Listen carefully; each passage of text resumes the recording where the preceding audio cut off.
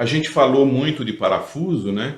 Então eu quero fazer uma introdução sobre os parafusos. Existem vários tipos de furo que a gente faz no parafuso. Então, o furo padrão, como a gente já especificou, é o diâmetro mais 1,5 milímetro, e quando a gente trabalha em polegada, é o diâmetro mais 1,16 polegadas. Isso se o parafuso for menor ou igual a 24 milímetros, menor ou igual a 7/8. 27 milímetros a gente usa 28,5, maior ou igual a 30 milímetros a gente usa mais 1,5. Então, isso tudo aqui é mais 1,5 milímetro. O que muda?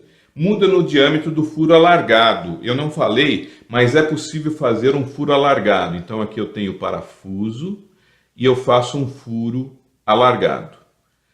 De tal forma que o diâmetro do furo alargado pode ser maior 5 a 8 milímetros do diâmetro do parafuso. Existe também o furo pouco alargado. Então, este furo, ele é pouco alargado, onde eu tenho essa dimensão igual ao diâmetro do parafuso mais 1,5 milímetro, e esta dimensão aqui igual ao diâmetro mais 6 milímetros, indo até 9,5 milímetros. E o furo muito alargado, em que esse diâmetro é 1,5 vezes o diâmetro do parafuso, e isto daqui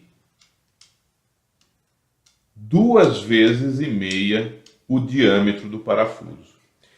De tal forma que nas ligações padrão a gente costuma usar isso daqui, principalmente nas ligações por contato. Existe uma ligação que é uma ligação por atrito, que daí a gente pode utilizar essa situação. Uma outra condição que a gente pode usar essas duas situações aqui é em juntas de dilatação, de tal forma que a gente pega, por exemplo, vai ligar uma terça no apoio com a outra terça, e aqui é justamente onde eu tenho uma junta de dilatação de pilares. Então eu faço o furo padrão aqui, e aqui eu faço o furo ovalado, de tal forma que quando eu conecto a terça do lado que pode se movimentar, que é esse lado aqui, eu tenho o furo ovalado.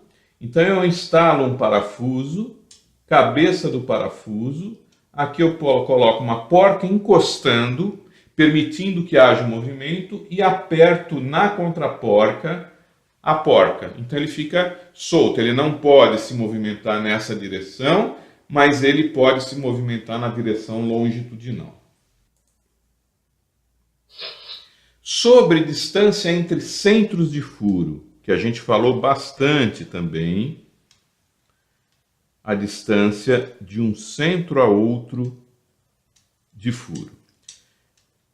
Recomenda-se que essa distância não seja inferior a 2,7 vezes o diâmetro do parafuso, de preferência 3 vezes o diâmetro do parafuso. E a distância livre entre as bordas de dois furos não deve ser inferior a D. Então, a distância entre a borda de dois furos maior ou igual a D, e aqui preferencialmente maior do que 3 vezes D.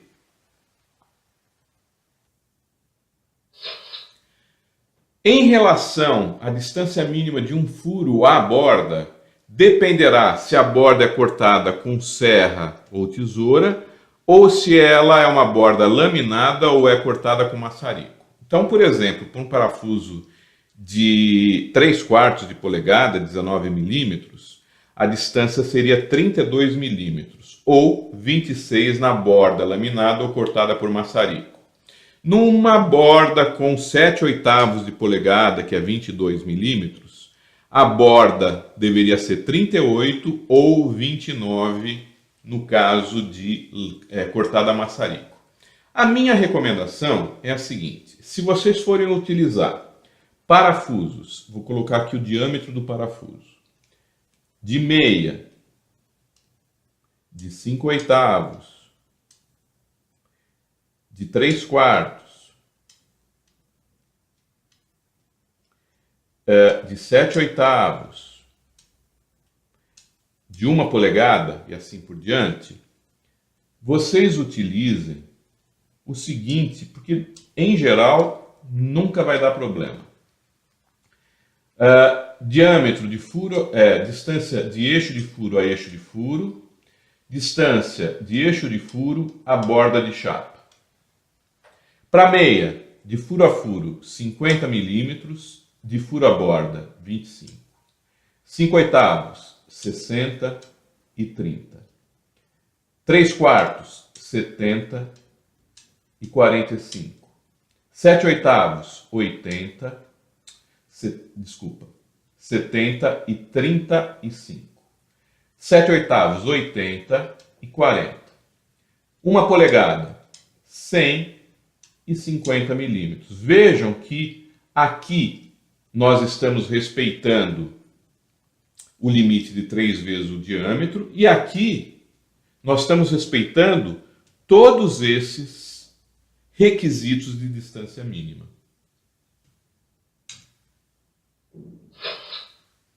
Existe também uma distância máxima até a borda de qualquer chapa ligada. E essa distância do centro do parafuso ou de qualquer barra roscada até essa borda não pode ser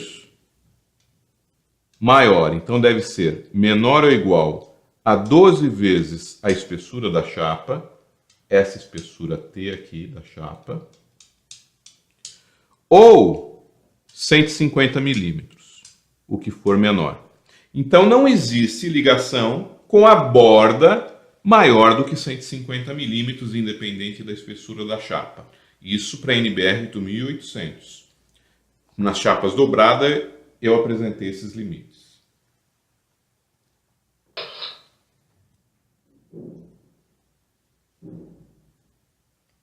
Nós já sabemos que o furo ele vai produzir uma concentração de tensões locais. E por que é que a gente não utiliza para o cálculo a plastificação com FY aqui? Porque no início da plastificação, veja, as tensões elas não são uniformes até que há a plastificação total em torno do furo. Entretanto, como esta seção do furo ela tem um comprimento muito pequeno, vai nos interessar a hora que esta seção diminui a sua largura. Lembram-se, eu coloquei alguns vídeos em que mostra que quando eu chego no limite, há um estreitamento da seção.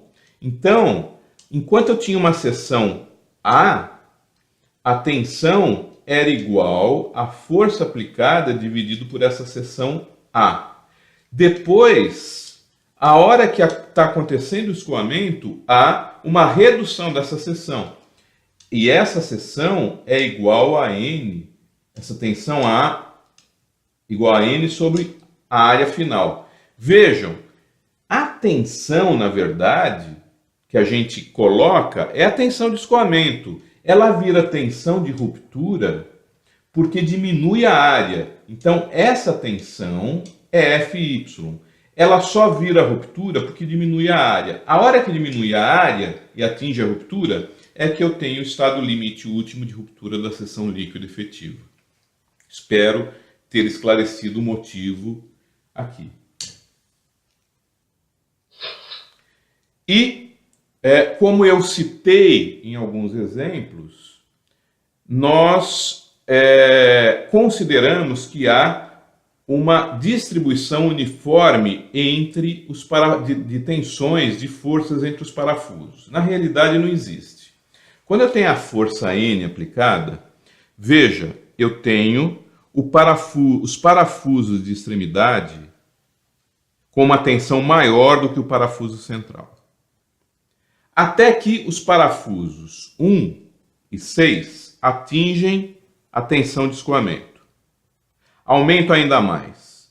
O parafuso 1, 2, 5 e 6 agora atingiu a tensão de escoamento e aumentou mais ainda a tensão aqui no 3 e no 4.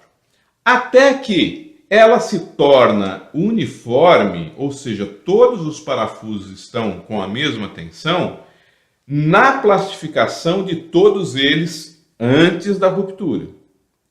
Então, o que nós devemos tomar cuidado é o seguinte: se nós tivermos ligações com mais de 6 parafusos, pode ser que isso daqui não aconteça.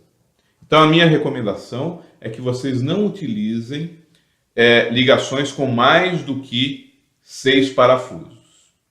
E, para não deixar passar em branco, eu quero colocar aqui para vocês a resistência ao cisalhamento de um parafuso, que eu não calculei, né? Eu disse que não era o objetivo desse curso, mas eu não vou deixar vocês na mão aqui, de tal forma que nós encontraremos na NBR 8800 duas expressões para cálculo dos parafusos.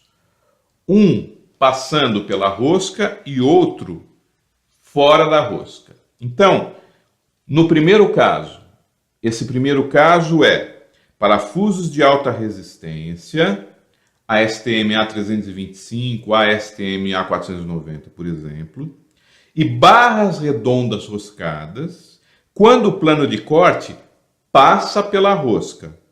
E para parafusos comuns, como por exemplo a ASTM A307, em qualquer situação. Nesse caso, a resistência de cálculo ao cisalhamento será igual a 0,40, já com os fatores de modificação, etc. e tal, vezes a área bruta do parafuso, vezes a tensão última de ruptura do parafuso dividido pelo gama A2. Quanto vale o gama A2? 1,35. E a segunda situação. Parafusos de alta resistência, por exemplo, a ASTM A325, A490 e barras redondas rosqueada, quando o plano de corte não passa pela rosca. Então, quando ele não passa pela rosca, a resistência de cálculo ao cisalhamento será igual, já com tudo computado, a 0,50 vezes a área bruta do parafuso, vezes a tensão última de ruptura do parafuso, dividido pelo gama A2, que é 1,35. E desta forma, com essas observações, eu quero agradecer a todos que participaram deste curso. Então, muito obrigado mesmo. Qualquer dúvida, postem no fórum. Até a próxima. Obrigado.